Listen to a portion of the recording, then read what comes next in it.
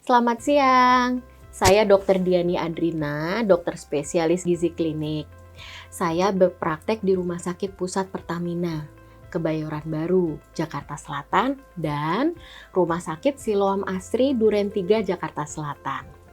Pada hari ini saya mau mengupas dan berdiskusi tentang multigrain dan kebaikan yang dibawa olehnya.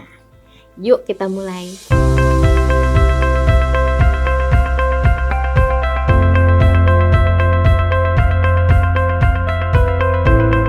Yang pertama kita akan membahas soal anatomi biji-bijian.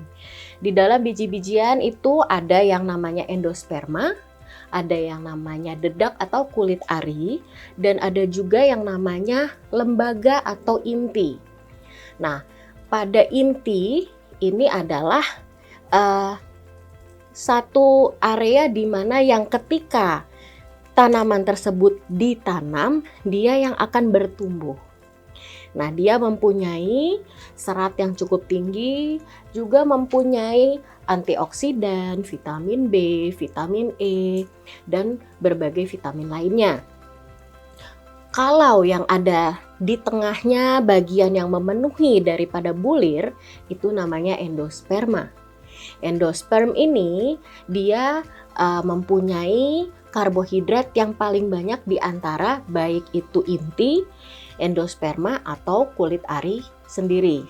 Nah, kemudian yang mau kita bahas yang paling banyak seratnya adalah kulit arinya atau yang kita kenal sebagai dedak. Kulit ari mempunyai serat paling tinggi. Nah, kemudian di samping itu, selain daripada kulit ari, di dalam sana tadi sudah disebutkan terdapat berbagai macam serat. Di antaranya ada yang namanya beta-glukan.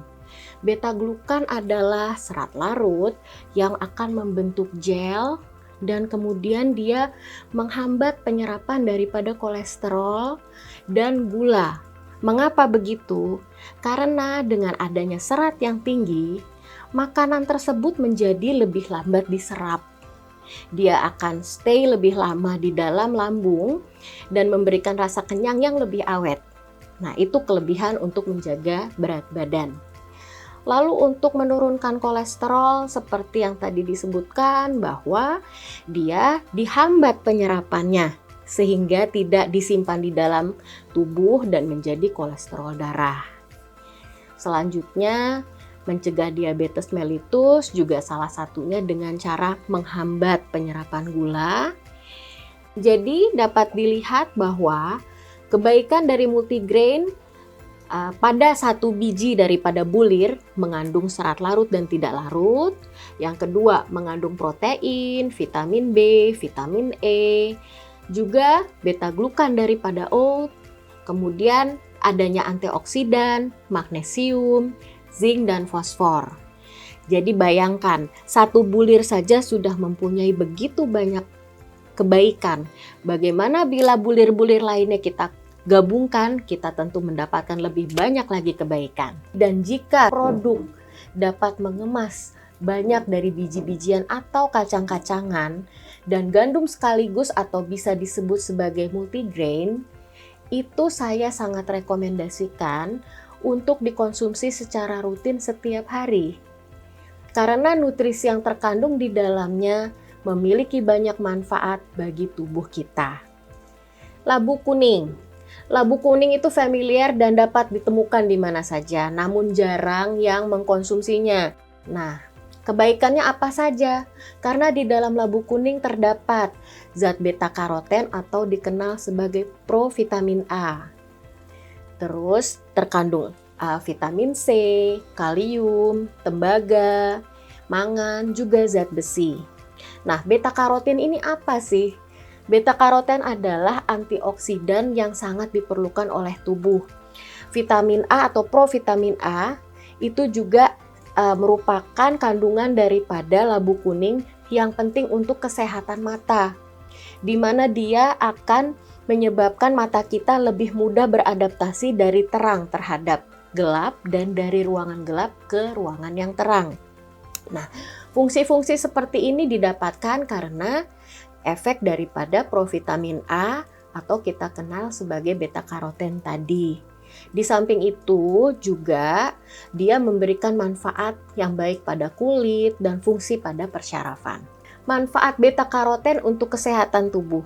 Seperti tadi sudah sempat disinggung bahwa beta karoten ternyata mempunyai efek menangkap radikal bebas yang menyebabkan penyakit. Nah, bagaimana itu? Nah, beta karoten ini dia akan mengikat atau menghambat radikal bebas yang berasal baik dari proses yang terjadi dalam tubuh kita atau dari luar berupa polutan atau polusi agar tidak merusak jaringan yang ada di dalam tubuh kita. Nah, karena diikat dan dihancurkan, tubuh kita menjadi terhindar daripada efek negatif radikal bebas tersebut. Lalu menghambat penurunan daripada kemampuan otak. Nah, seperti tadi disinggung bahwa beta karoten mempunyai efek terhadap persyarafan. Ini diantaranya meningkatkan daya ingat atau memori, meningkatkan daya analisa atau kognitif pada seseorang yang rajin mengkonsumsi beta karoten. Yang ketiga, membantu menjaga kesehatan paru. Nah, dengan mengkonsumsi sayuran dan buah-buahan yang tinggi akan beta karoten, maka paru-paru akan terlindung dari risiko terjadinya penyakit kanker, baik yang disebabkan oleh seperti tadi, polutan yang berasal dari luar, atau yang merupakan hasil daripada proses di dalam tubuh sendiri. Nah, itu untuk yang kesehatan paru. Yang terakhir adalah menurunkan risiko degenerasi makula. Makula adalah satu sel yang terdapat di dalam mata kita. Dia adalah yang menyensor atau menyaring warna. Jadi dia membuat kita bisa sensitif membedakan warna dan juga perubahan dari ruangan terang ke gelap dan gelap ke terang. Nah, ini makula ini mempunyai fungsi yang sangat penting dalam mata kita. Dengan mengkonsumsi beta karoten, maka resiko daripada kerusakan makula itu bisa dicegah. Manfaat labu kuning untuk kesehatan tubuh. Labu kuning membantu menurunkan berat badan. Dia memberikan rasa kenyang lebih lama karena kandungan seratnya yang tinggi. Yang kedua, baik untuk kesehatan mata karena dia mempunyai vitamin A yang tinggi, mencegah terjadinya katarak, dan mengandung lutein dan zeaxanthin sebagai antioksidan yang baik juga untuk pandangan atau penglihatan kita. Ketiga, meningkatkan sistem imun atau daya tahan tubuh. Kenapa? Karena labu kuning dia kaya akan vitamin C dan vitamin A, di mana pada proses kerja antioksidan, vitamin A, C, dan vitamin lain dia akan bekerja berkesinambungan. Jadi dengan hadirnya vitamin A dan vitamin C dalam labu kuning, maka hal itu akan sangat baik untuk memberikan sistem kekebalan di dalam tubuh kita. Yang keempat, berpotensi menurunkan risiko kanker. Nah, kenapa begitu? Karena dengan mengkonsumsi labu kuning yang kaya akan beta karoten, maka seperti tadi, radikal bebas yang berpotensi menyebabkan perubahan daripada sel atau jaringan itu bisa dicegah atau dibersihkan, sehingga risiko terjadinya kanker akan menjadi lebih kecil. Yang kelima, baik untuk kesehatan jantung, di mana dari kandungan vitamin C, serat, dan kalium itu sangat bagus sekali untuk menjaga agar darah kita selalu bersih dari lemak, dan vitamin C sendiri juga mencegah lagi-lagi radikal bebas yang ada di pembuluh darah. Nah, selanjutnya adalah meningkatkan kualitas tidur. Bagaimana caranya? Nah, kandungan dari triptofan atau asam amino mendorong diproduksinya hormon serotonin yang membuat tubuh menjadi rileks dan tidur menjadi lebih nyenyak. Nah, lalu selain daripada yang disebutkan tadi, di mana labu kuning ini dapat membantu mengontrol gula darah, yaitu dengan menghambat penyerapan gula untuk segera diubah menjadi glukosa darah di dalam tubuh. Inulin salah satu dari jenis karbohidrat yang mengandung serat dan tergolong sebagai prebiotik.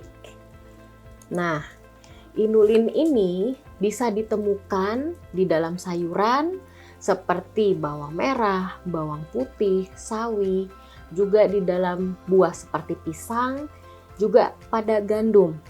Dia akan memberikan makanan kepada bakteri baik di dalam pencernaan kita atau sebagai prebiotik. Nah, inulin ini merupakan karbohidrat tinggi serap yang sulit dicerna, sehingga dia baik sekali untuk kesehatan pencernaan kita. Manfaat inulin bagi kesehatan tubuh adalah mengurangi kadar kolesterol dari makanan yang kita konsumsi. Nah, membantu mengontrol gula darah yang naik setelah makan dan menjaga kesehatan saluran cerna dan daya tahan tubuh. Sekam psyllium. Psyllium atau Plantago ovata, yakni tanaman yang hanya dapat tumbuh di dataran tinggi Hindia. Sudah sejak mulai lama digunakan sebagai suplemen serat makanan alami sejak tahun 1955. Sekam psyllium mempunyai efek mengatasi masalah pencernaan.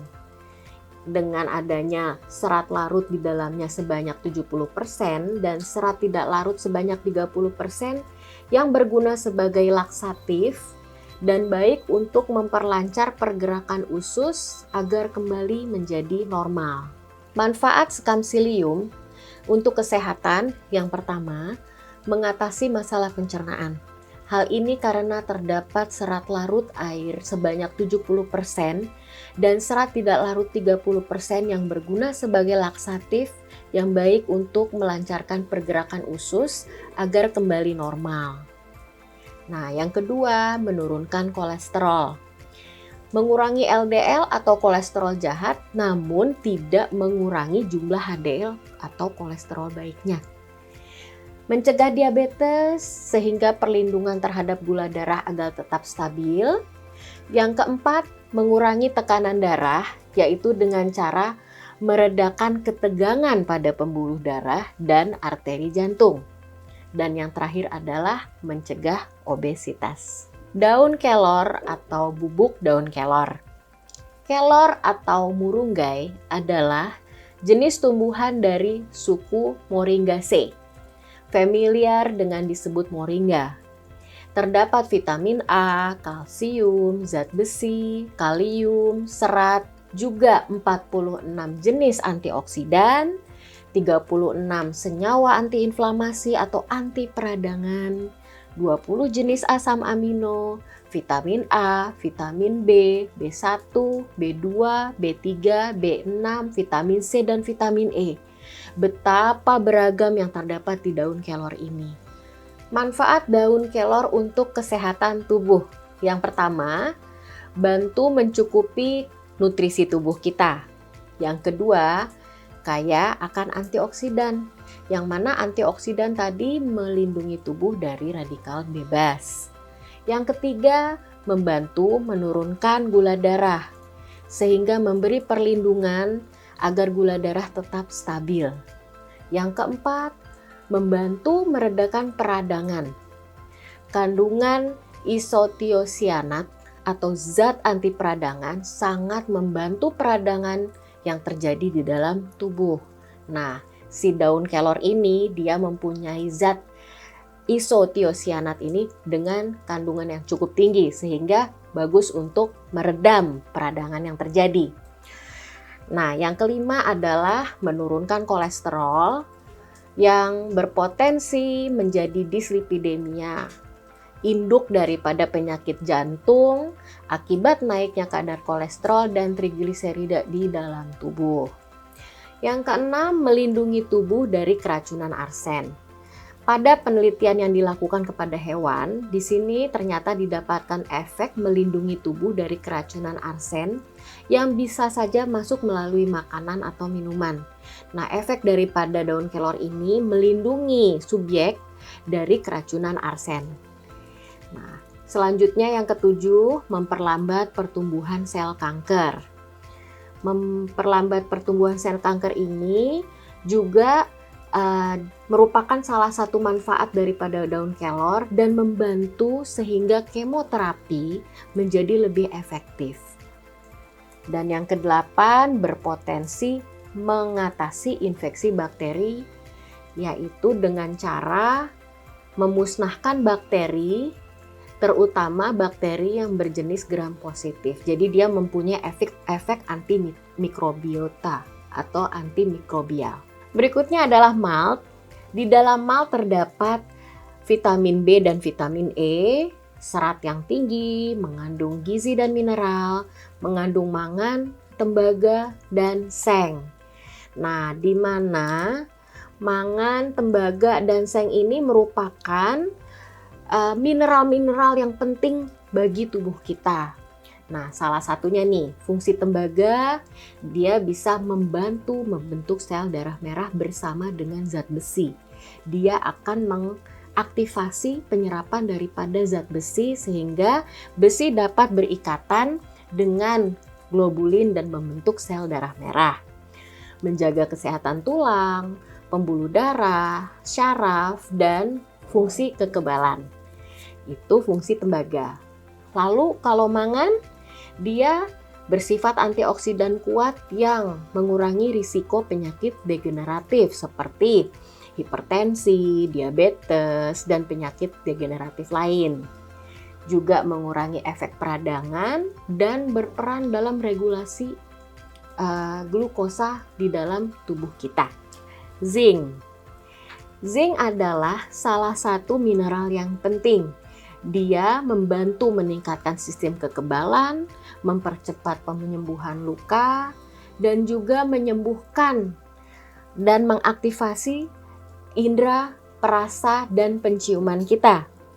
Nah, zinc ini bisa ditemukan pada ayam, daging merah, juga sereal dari gandum-ganduman yang diperkaya dengan zinc. Dari seluruh paparan tadi, bisa kita simpulkan bahwa bahan-bahan tersebut di atas baik bagi tubuh jika dapat dikonsumsi setiap hari secara rutin untuk siapa saja. Makanan dengan formasi asli adalah yang terbaik. Tapi jika sebuah produk memiliki kandungan tersebut juga baik untuk dikonsumsi. Kesehatan tubuh adalah sesuatu yang dapat dikontrol oleh masing-masing individu.